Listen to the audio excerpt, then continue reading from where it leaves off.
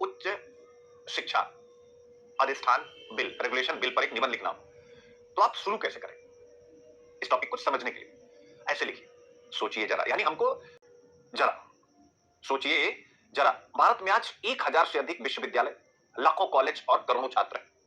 लेकिन जब किसी विश्वविद्यालय को यह समझना होता है कि किस नियामक को माने, किस रेगुलेटर्स को माने, कौन सा रेगुलेटर क्या कह रहा है और एक्रीडिटेशन यानी मान्यता किससे लें, तो पूरा सिस्टम रेगुलेशन या विनियमन के स्तर पर उलझा हुआ दिखाई देता है।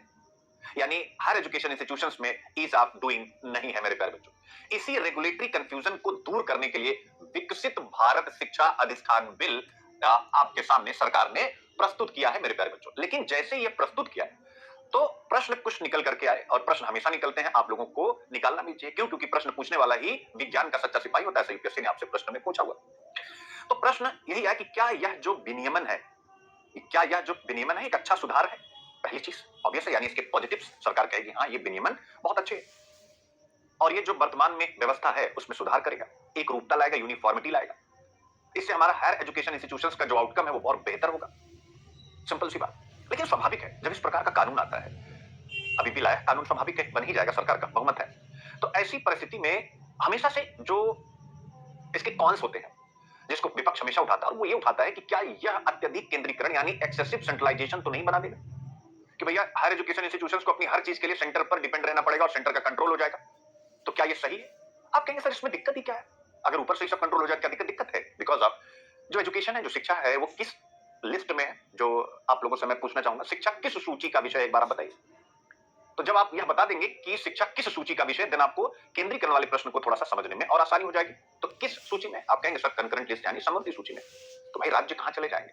तो क्या यह बिल जो सहकारी संघवाद है उसको अत्यधिक केंद्रीकरण यानी शिक्षा हायर एजुकेशन इंस्टीट्यूशन के अत्यधिक केंद्रीकरण के द्वारा उस कोऑपरेटिव फेडरलिज्म को भी कमजोर कर रहा है? क्योंकि जो समवर्ती सूची है वो कोऑपरेटिव फेडरलिज्म को एस्टेब्लिश करने का एक सबसे बड़ा एग्जाम्पल है मेरे प्यारे बच्चों। तो एक प्रश्न ये भी है। फिर तीसरा प्रश्न उठता है कि क्या भैया इस सुधार से विश्वविद्यालयों की क्वालिटी बढ़ेगी या इनकी ऑटोनॉमी घटेगी? सरकार तो क्वालिटी की बात करी, लेकिन विश्लेषक ऑटोनॉमी का भी प्रश्न उठा रहे हैं। तो यही है मेरे प्यारे बच्चों आज का विषय, यानी विकसित भारत शिक्षा विनियमन विधेयक 2025 लोकसभा में प्रस्तुत। अब विपक्षी आपत्तियों के बाद इसे संयुक्त संसदीय समिति यानी जेपीसी को इसे रेफर कर दिया गया, संदर्भित कर दिया गया है। विपक्ष का आरोप है कि उच्च शिक्षा के रेगुलेशन यानी विनियमन का अत्यधिक, यह मतलब ये जो उच्च शिक्षा का अत्यधिक केंद्रीकरण करेगा, जो मैंने आपके सामने डिस्कस किया।